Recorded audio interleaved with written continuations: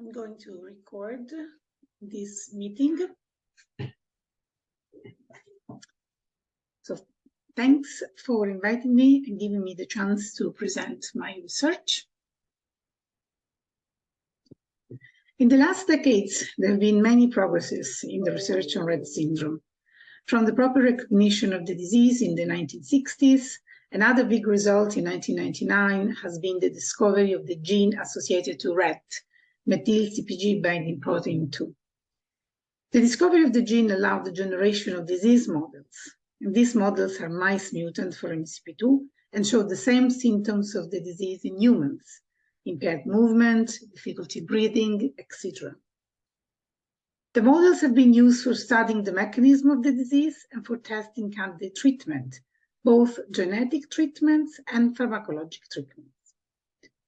These preclinical trials led to important improvement in the treatment for Rett syndrome, including the trials on trofinetide that has now passed phase 3 of clinical trials, and the gene therapy approach, where clinical trials are about to start.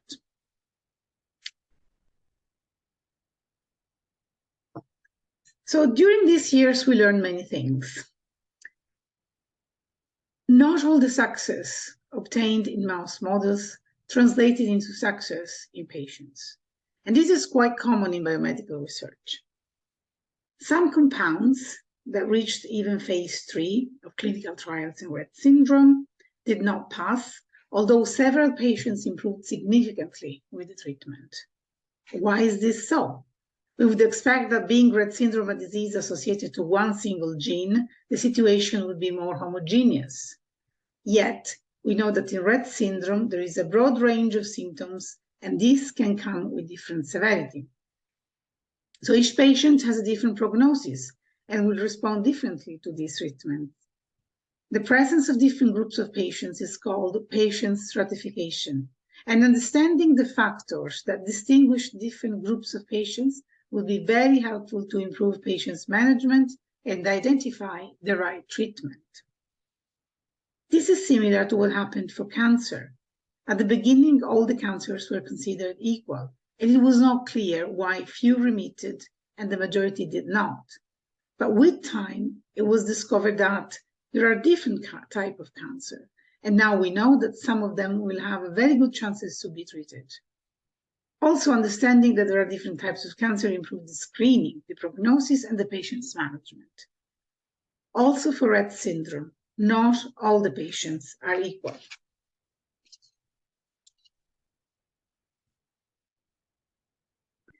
Now, what are the factors that distinguish different groups in Rett syndrome?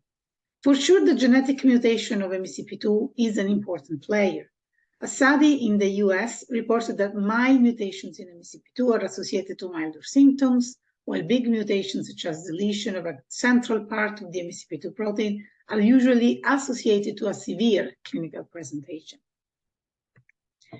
However, the genetic mutations are not sufficient to explain the variability in Rett syndrome. Also, epigenetics has a role. Females have 2 copies of the MCP2 gene, one on each X chromosome. For a natural program of our body, one of these X chromosomes is silenced, and if the healthy MCP2 copy is on the silent chromosome, the individual will likely have a pathology because the mutant, less functional MCP2 protein, is the one that is doing all the job. Vice versa, if the mutant copy is on the chromosome that is silenced, and the healthy copy is the one expressed, the subject will appear normal, and probably he or she will not even be screened for MCP2 mutations. So genetic and epigenetic factors are important, but also other factors such as diet, climate, immune system have an influence. And the variability of the symptoms paired with the rarity of the condition hampers the research on Rett syndrome, and it is probably the reason why the preclinical trials are more successful compared to the clinical studies. Mice models are more homogeneous. They have the same MCP2 mutation, they're growing in the same conditions, they eat the same food, and so on. So understanding even some of the principles of patient stratification could help us understanding Rett syndrome and planning new trials, so that more treatments can be available to different groups of patients.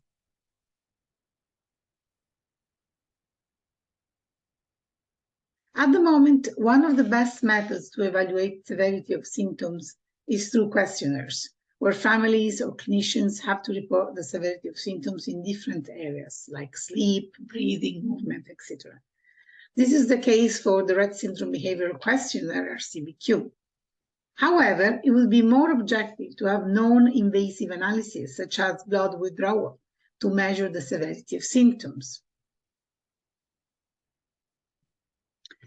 In a collaborative paper published in April 2022, my team, together with our collaborators, Professor Sahin, Professor Kaufman, and Professor Sur, found that measure of gene expression is indicative of the severity of breathing difficulties, and response to methasermin treatment is linked to expression of genes linked to immune function. This study was made only on 9 patients, but it suggests that there may be factors in blood that can quantify the severity of particular symptoms. In another study, we measured brain activity of patients enrolled in another safety study for methasermin, a candidate treatment that successfully passed the safety phase 1, but that failed to improve the primary outcomes of phase 2. We measured brain activity at different times of the study, including before the treatment, and we identified that a specific parameter of brain activity, coherence, which measures the synchronization of activity in the brain, is different in patients that improve with treatment versus patients that do not improve. We then built an algorithm that could predict the patients who would improve in response to treatment, and we found that this measure indeed matched the findings. This study also was performed on a limited number of patients, but it shows that also measure of brain activity can reveal information regarding different subgroups of patients.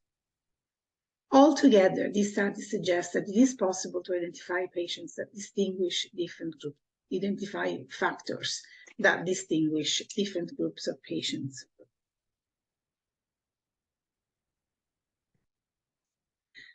The difference between patients with Rett syndrome are also present at the population level. Multiple studies in Brazil, Italy, Australia, and other countries reported demographic data on patients with Rett and show that there are differences across populations. Some countries, such as Australia and the USA, have many papers in this field. On this note, to characterize the Irish Rett population, in collaboration with the Rett Syndrome Association of Ireland, we collected demographic information from the caretakers of the patients.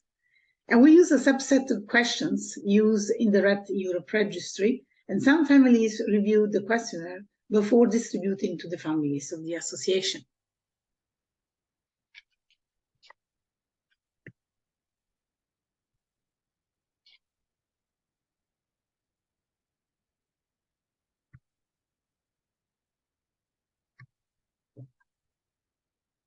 We find that there are indeed differences between the Irish patients compared to other countries. It seems that the Irish patients have differences in the ability to walk and skeletal abnormalities. This can be due to limited sunlight, which affect the production of vitamin D, affecting bone structures. But this is just an hypothesis. Additional investigations are needed to confirm it. However, the most relevant problem in Ireland is the late age of diagnosis and the fact that the majority of the families are not aware of the genetic mutation carried by the patients. There are problems related to the local health policies, but they can affect the participation of patients in clinical trials and the proper management of the disorder.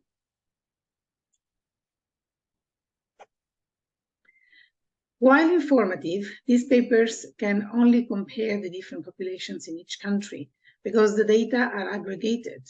There is a limited number of patients and different data are collected in different ways.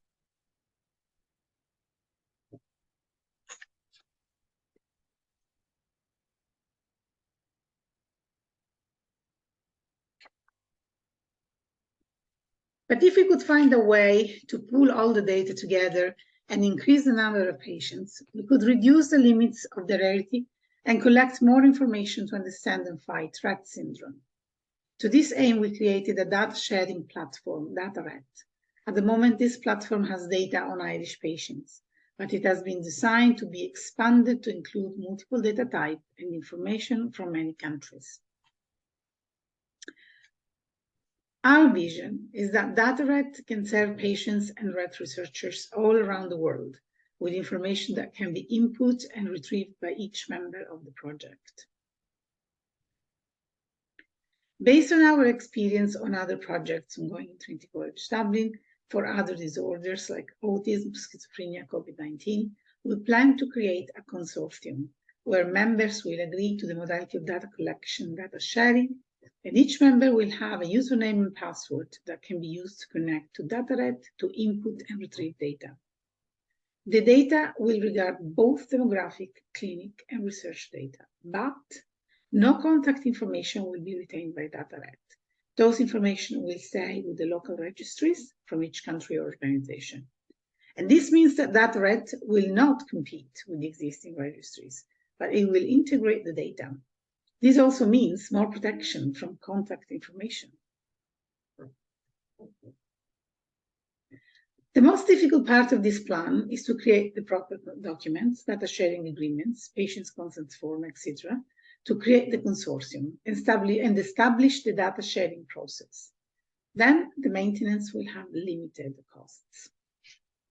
The advantage for each member of the consortium is that each scientific publication using the data in DataRett will have as authors all the members of the consortium. The members of the consortium are not single patients, but designed members that will input and access the data. They can be members of associations or clinicians or scientists. This process will boost the research on Rett because the high number will give more power to the statistical analysis and, as shown in other disorders, lead to new discoveries.